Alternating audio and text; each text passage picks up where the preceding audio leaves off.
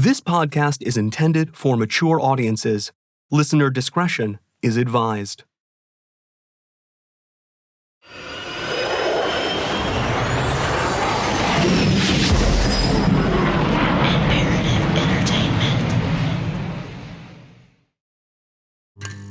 Like a little picture.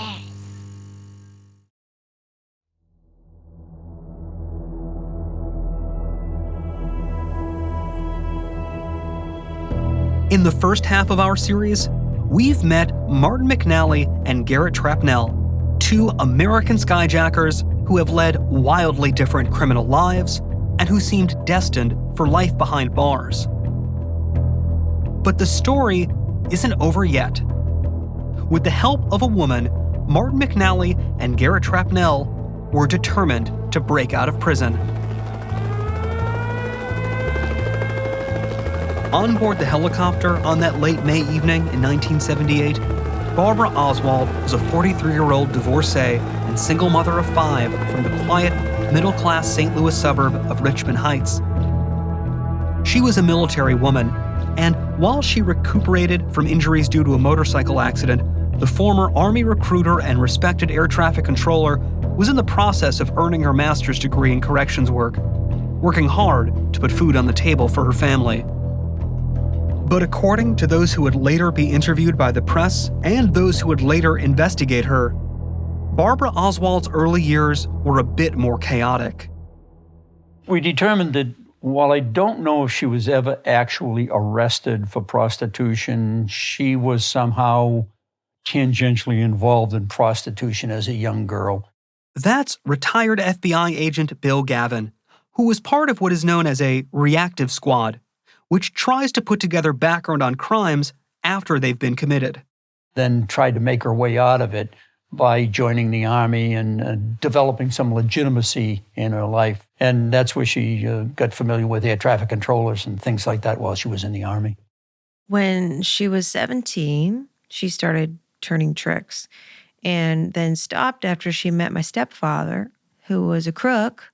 Those are the words of one of Barbara Oswald's daughters, who asked to be referred to as MR and agreed to an interview about the events that happened to her family in 1977 and 1978. This is one of the few interviews MR has ever agreed to, on the condition that we not use her real voice. So we are reading directly from the transcript of her recorded interview instead. Basically, he was her pimp, my stepfather was. They were running stolen goods, all sorts of stolen stuff. We lived on Zephyr and Maplewood.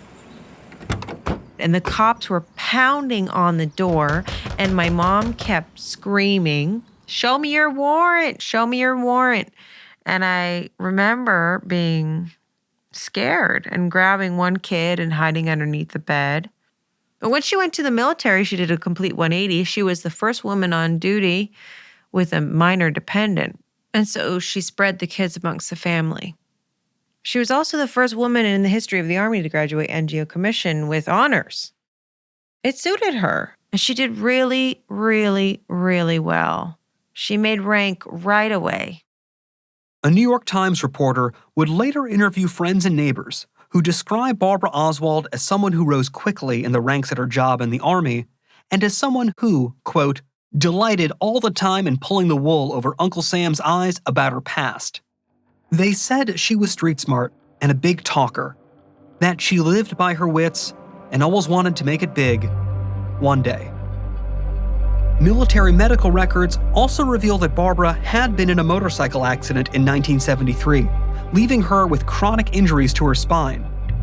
In late 1975, she was relieved of duty and shipped back to St. Louis, where she would try to recover and figure out her next move. Shortly thereafter, she went back to school, pursuing a master's degree in the hopes of starting a new chapter in her life. So why, then, would a mother, a decorated military officer, and a self-made woman like Barbara Oswald find herself holding a loaded pistol to the head of a helicopter pilot as they hovered above the most dangerous prison in America, orchestrating a daring escape of federal prisoners in broad daylight? To try and truly understand the mystery behind Barbara Oswald's actions, we have to go back back to the early 70s, to a book written about Garrett Trapnell by a remarkably talented writer at the heart of New York City's literary establishment. A man named Elliot Asinov.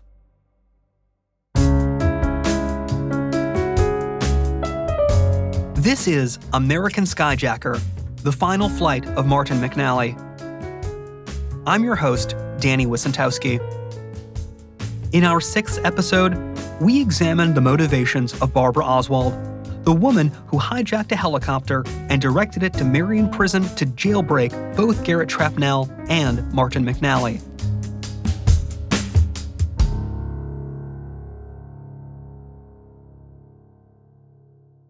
My father was a jock, and he was owned by the Philadelphia Phillies organization for his entire life, from age 18 till he died, because he was signed before the free agents clause came into effect. So in those days, when a ball club purchased your contract, they owned you for life.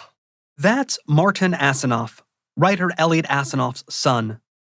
Long before he ever crossed paths with Garrett Trapnell, before he could even call himself an author, Elliot played baseball. He played for the Phillies for a little while in their farm system, went into World War II and served 4 years in the Aleutian Islands as a lieutenant. He managed the base newspaper and radio because he had a degree in English. His corporal was Dashiell Hammett, the writer who created the detective noir genre. My dad was a 21-year-old lieutenant, and Dashiell Hammett was a 40-year-old corporal. After the war, he was sort of radicalized when he came home, found many of his friends had died in the war, and America had 14,000 new millionaires who had profited from the war profiteering. Aimless and now searching for a new career, Elliot moved to New York City in the late 1940s, drawn to the creative pulse of Manhattan's vibrant arts and entertainment scene. My father was very excited by theater and movies and books and art and stuff like that. And he was dating Rita Moreno at the time, and she wanted to go see all of the plays. Yes, that's the same Rita Moreno who, more than a decade later, would win a Best Supporting Actress Oscar for her role in West Side Story, and was recently honored with the Presidential Medal of Freedom. So they went to see Mr. Roberts, where my mother was the female lead, the only female in the cast at the time. Oh, I guess I should mention, my mother's name was Jocelyn Brando. Her brother was Marlon Brando. After the show, they went out to eat, and there was Jocelyn and Marlon at a table, and they sat down and had dinner together, and by the end of the meal, Marlon had the hots for Rita Moreno, and my dad had ended up taking Jocelyn home, and that's where they got together. She was just finishing a divorce at the time.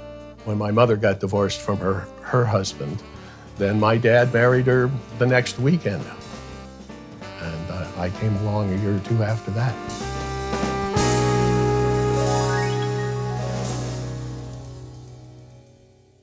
With his experience writing for the military and his connections to both the literary and show business worlds, Asinov's passion for writing had the necessary springboard to become a real career.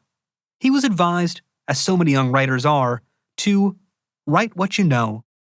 So Asinov wrote about baseball, publishing his first novel, Man on Spikes, to wide critical acclaim, a book which would later be inducted into the Cooperstown Baseball Hall of Fame as one of the greatest pieces of baseball literature ever written.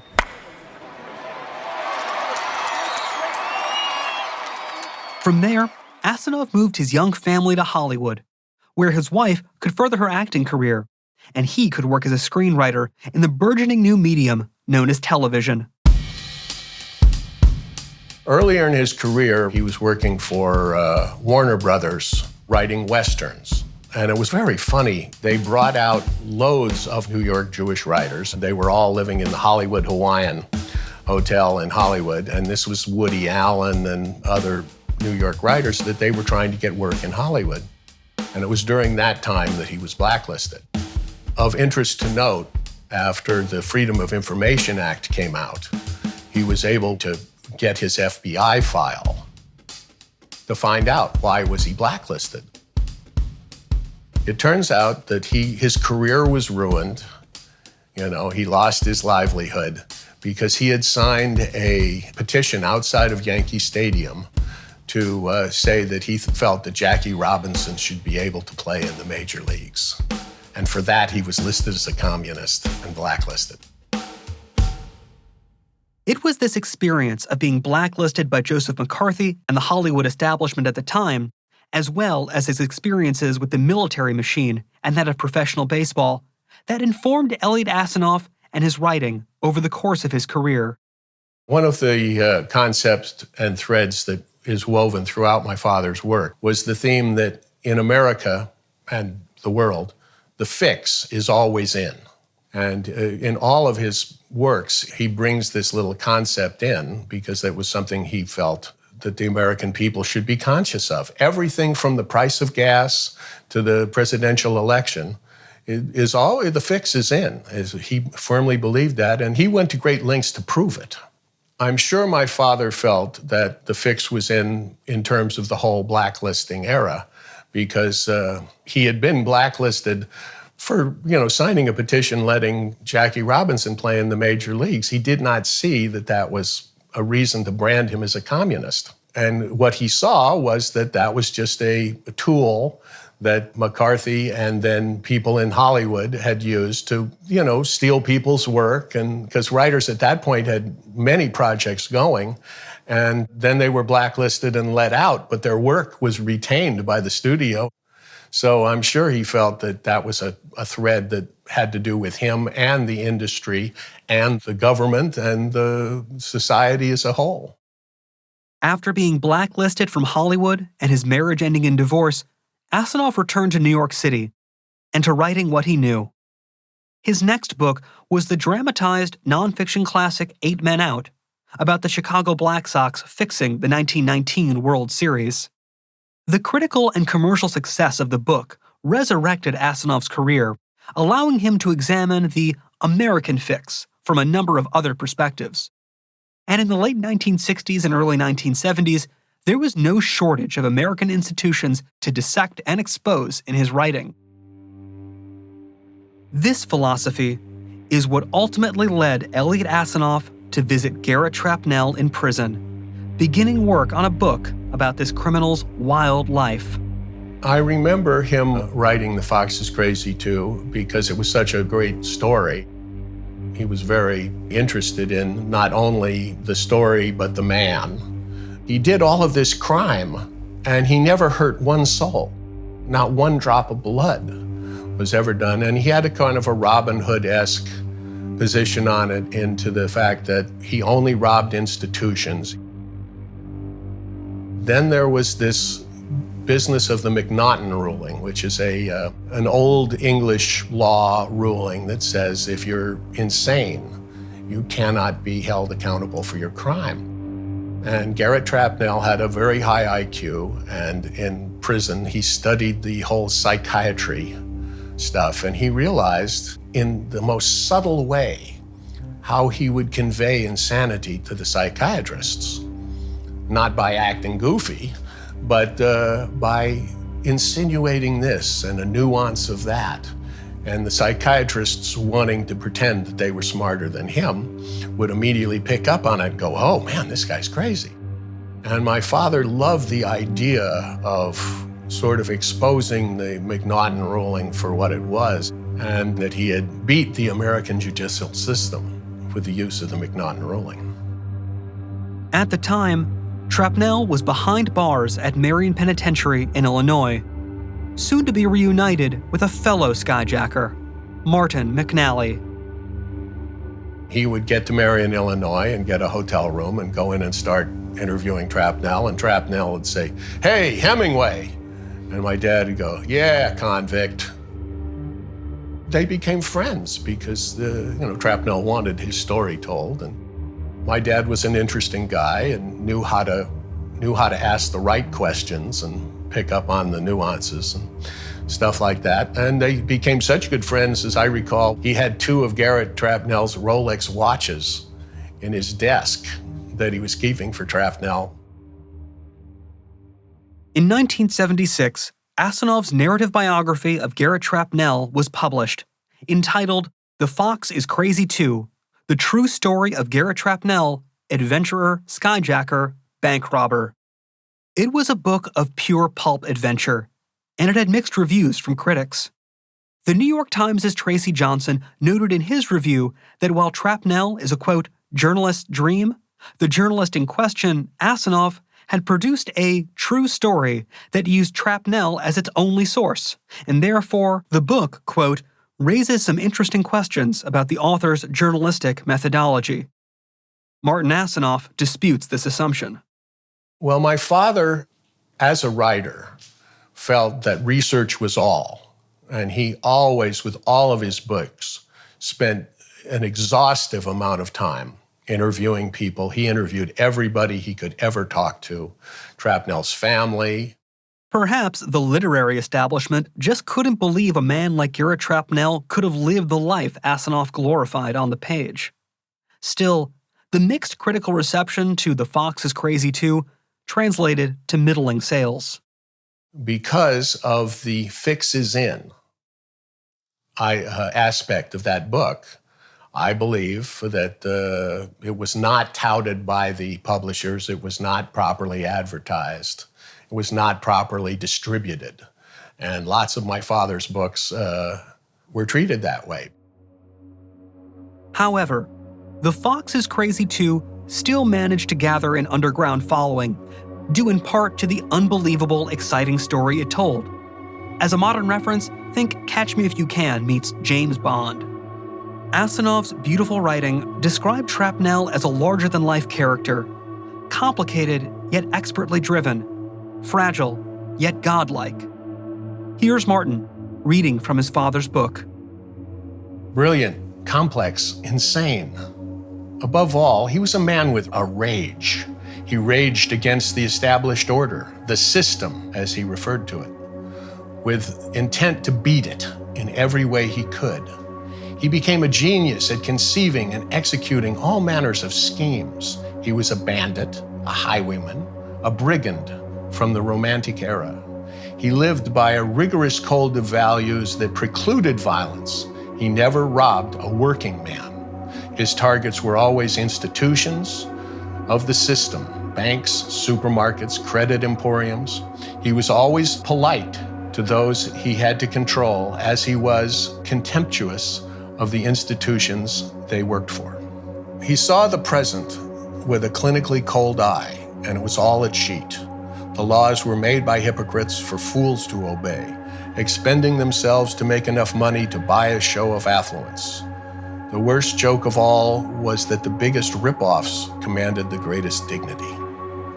Couldn't everybody see that only the cheats and swindlers and the exploiters were rich? There's no dignity in being a hustler, no self-pride. When you hustle somebody, you lose a piece of yourself. You compromise everything in yourself you want to believe in. A little chunk of it goes every time. There's real power in great writing like this, a testament to Elliot Asinov's talent and, perhaps, to Garrett Trapnell's influence on him through their interviews. This power and influence would be embedded in the language of The Fox is Crazy Too and transferred to those who read it.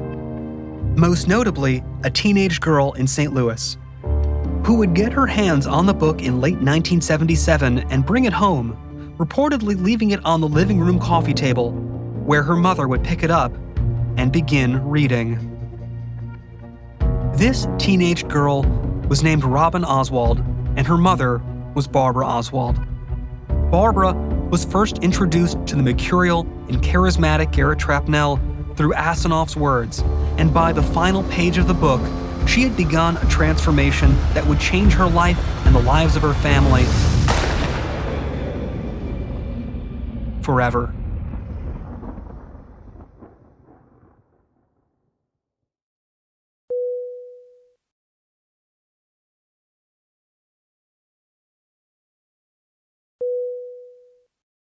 Barbara Oswald read his book, The Fox is Crazy Too, in November or December of 1977. And she wrote him a letter. When he got that letter in late December or early January of 1978, he immediately responded to it. By the time Barbara Oswald first made contact with Garrett Trapnell in Marion Penitentiary, Martin McNally was there to witness the correspondence firsthand. Barbara had become enamored with Trapnell, or at least with the version of Trapnell presented in the pages of The Fox is Crazy Too. Barbara's daughter, M.R., remembers this clearly. He sucked her in. Here was somebody who really knew what was up and had been around the block a few times and still got sucked in. They exchanged letters, quite a few letters and everything, and she wanted to come and visit him. So he was able to have her put on his visiting list. And when she came to the prison, they would talk and everything, and talk about life and so forth. And she fell for him. I don't know why, but she fell for him. And he saw a possibility. I remember seeing her one day, and she was really dressed up. She looked nice. Makeups, pantsuits like from Saks. And I said, "Where are you going?" And she said, "Going to visit Garrett."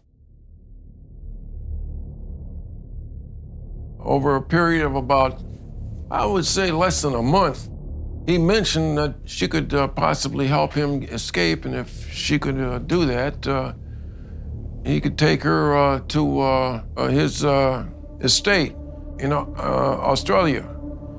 He told her that he had a diamond mine, a resort. The place was called Hernando's Hideaway, and he had a picture of this. But he convinced her that she could help him escape, and she could become a helicopter pilot.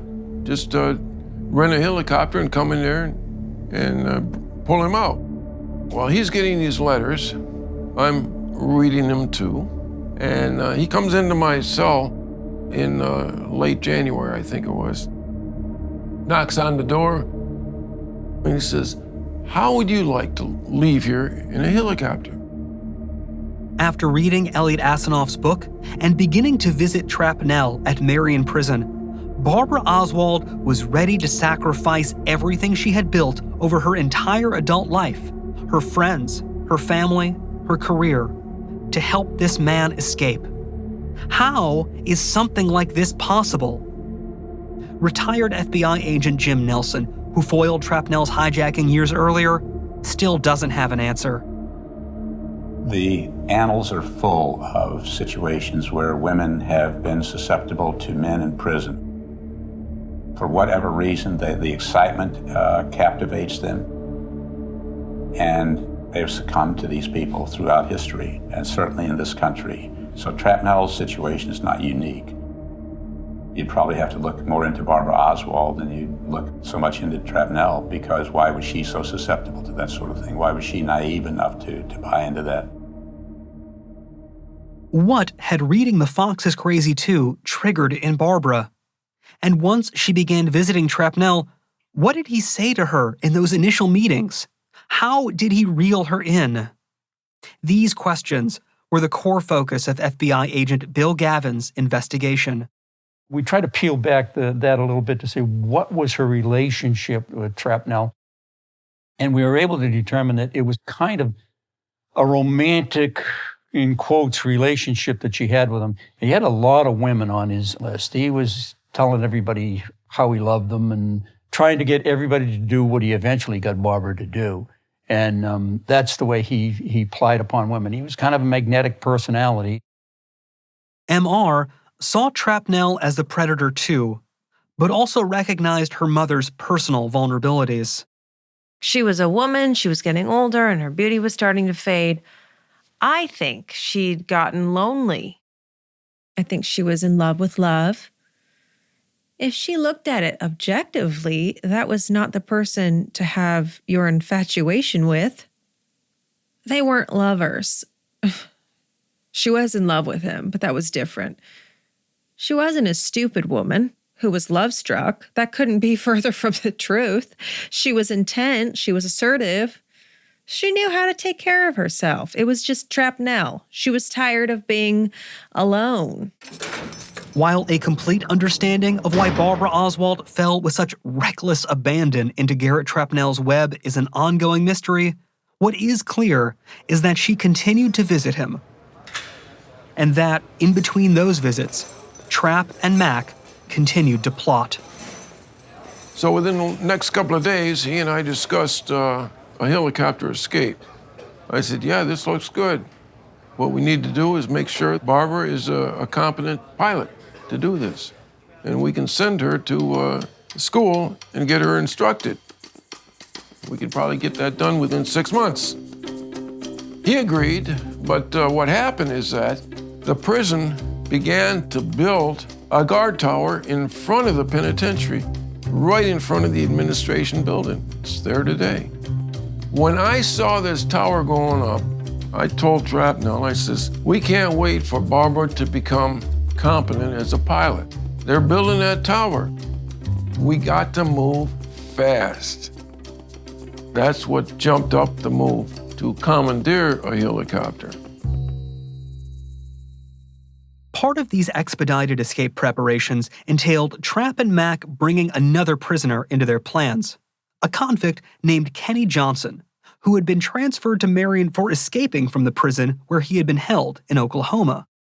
The plan, at that point, was as follows. Barbara Oswald would hijack a helicopter and land it in the Marion Penitentiary prison yard, pick up Trap, Mac, and Kenny Johnson, and then fly away, all before prison officials could stop them. We were going to leave the prison at Marion and go 33 miles due west to the airport in Perryville, Missouri. And we were going to take a plane, and we were going to go down south and land.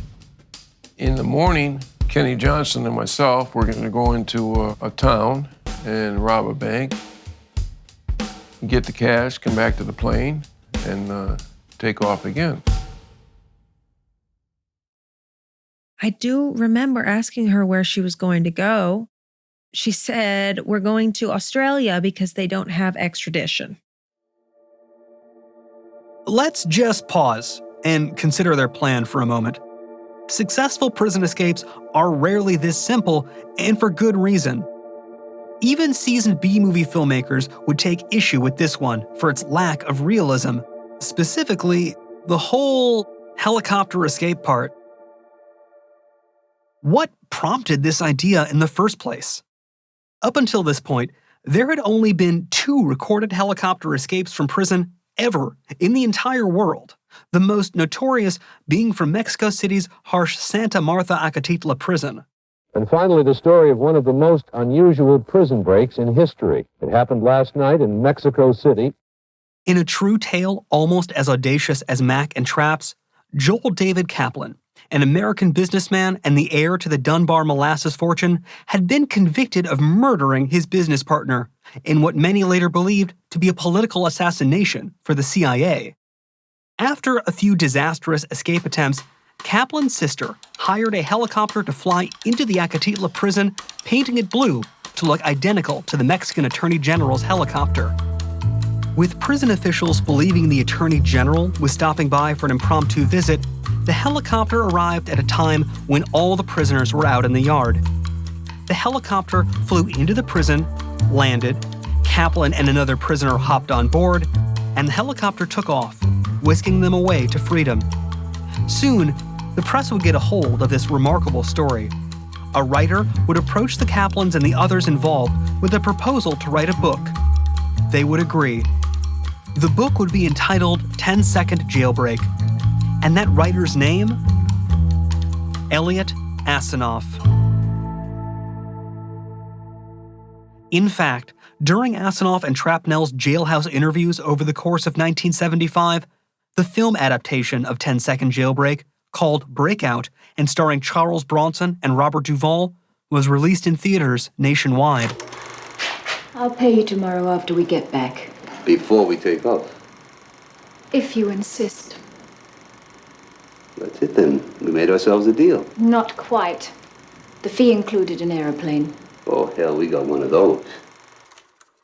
I have no doubt that during my father's communication with Trapnell, that they discussed his book, 10-Second Jailbreak, in which a helicopter was used for the jailbreak of this American businessman out of the Mexican prison. MR confirmed the story was referenced in Barbara's discussions with Trapnell. I remember her telling me that, what her plan was, and not believing her. And she was like, yeah, like in that movie Jailbreak. And I said, nah, I blew it off. I actually did not believe her. She told everybody, and everybody in my family blew it off. She tended to be full of shit at times. However, unlike the Acatitla prison in Mexico City, Marion Penitentiary had much stronger security. Even if they did manage to escape by helicopter, they would have better equipped and coordinated law enforcement at their heels. Of course, a daring prison escape is exactly what one would expect from the likes of Garrett Trapnell and Martin McNally. And there were actually distant odds that they could pull something like this off. So, with the plan more or less in place, Trapnell decided to put the wheels in motion, without consulting Mac first.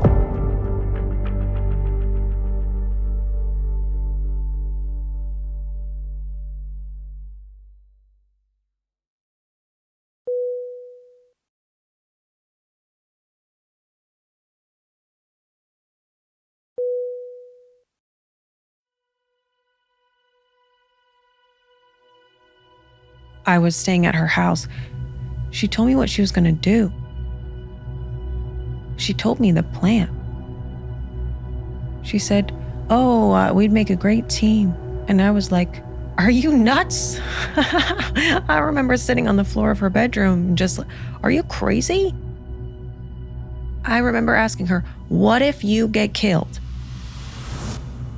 And she said, if I do, I do. But I won't. She was so overly confident. The plan was this. First of all, I impressed on Trapnell that under no circumstances should Barbara grab the helicopter on the same day that she came to the prison, simply because you had to be mentally alert at least 110%. You couldn't do that if she comes to the prison to visit him and then takes the helicopter. And what happened is that she did come to the prison in the morning on the 24th of May, 1978. And then she left to go back to St. Louis. Trapnell came to my door. He said, we're leaving tonight. I said, you just came back from a visit with her. He says, yes, we're leaving tonight.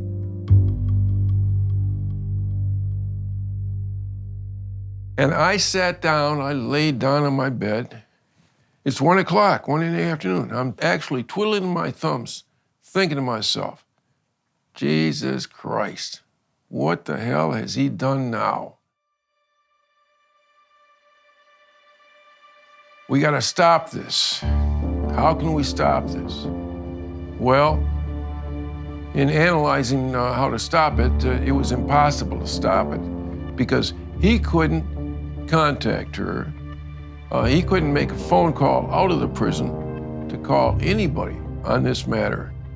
because counselors close up their phones, I didn't approach Trapnell and jump on him about his failure to adhere to competent procedures on this.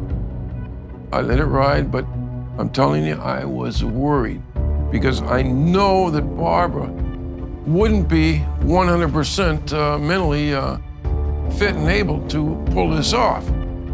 It's too complicated. It's too stressful.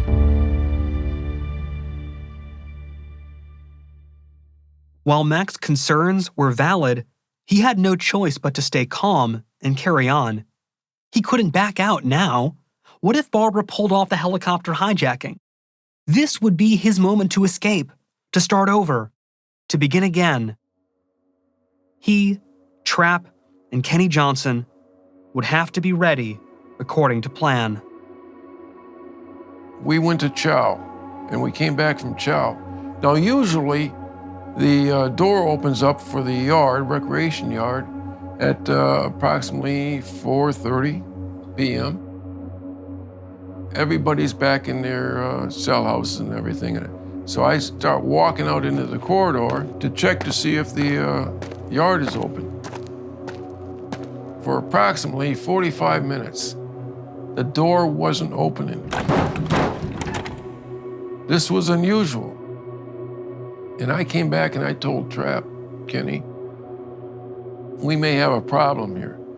There may be a problem in St. Louis.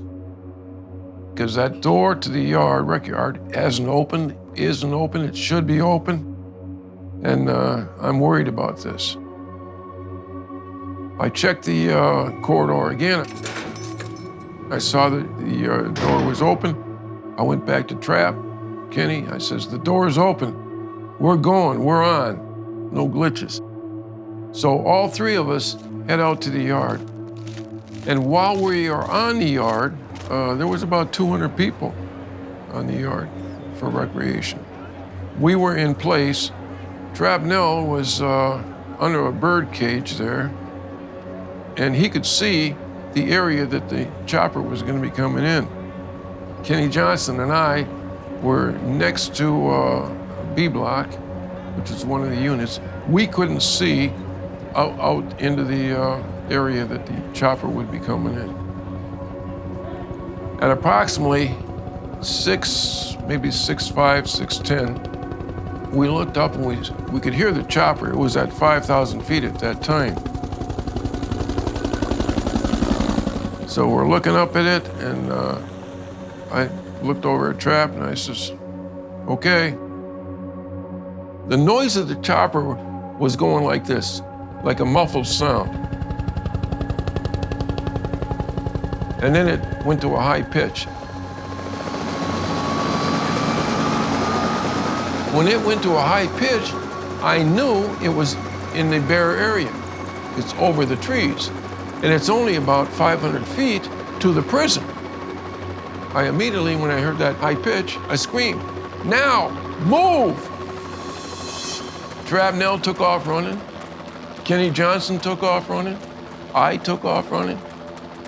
And we're running. We got to go about 75 feet to the area that's near the fence so that we can run down the fence line to the area that we're going to board the chopper. Now, as we're running at full speed. And I'm telling you, it seemed like we were going in slow motion. And I'm thinking, damn, at any moment here, we could get shot in the back. But what happened is that we got in place where we were supposed to be. And the guard tower didn't even snap to any of this going down. Unbelievable. Trapnell laid down a yellow jacket, and I'm standing up, I'm waving like this. Come on, bring it down, bring it down. That never happened.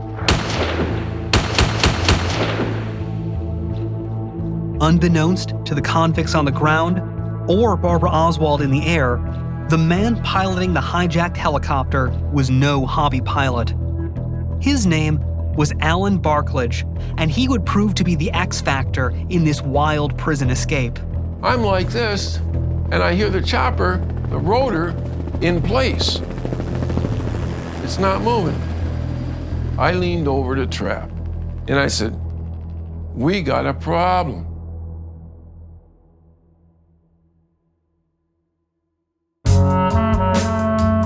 Next time on American Skyjacker, we explore the legend of Alan Barkledge. So he reached back and grabbed her gun, and they started wrestling. While they're doing that, the aircraft starts falling out of the sky. It was probably, out of all the experiences in his life, probably the most impactful on him. I think it impacted him in two different ways. He felt good about it, but he also felt really bad about it. But with Alan, you always saw the good. He never let that other side show. You never saw Alan sad or unhappy. He always had a smile on his face. He was a lucky guy, but he was a guy that took chances. You keep taking chances, and sooner or later, something's going to come back to bite you in the butt.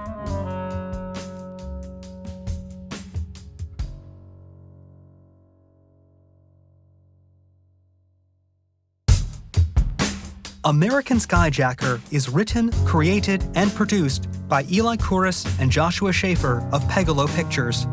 Executive produced by Jason Hoke and produced by Andrew Richards of Imperative Entertainment.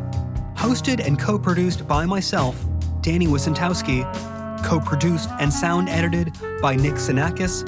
Assistant edited by Max Drankpol. Associate produced by Devin Manzi. And archive produced by Chris Morecambe. Our artwork is by Jeff Quinn. Music composition is by Michael Kramer with assistance from Adam Dibb of Tin Man Music. Sound mixing by Shindig Music and Sound based on the beach in Playa del Rey, California. Post recording by Clayton Studios in St. Louis, and additional sound mixing and voice recording by Christy Williams. Archive legal by Davis Wright Tremaine, and production legal by Sean Fawcett of Raymond Legal PC. American Skyjacker is a co-production between Imperative Entertainment and Pegalo Pictures.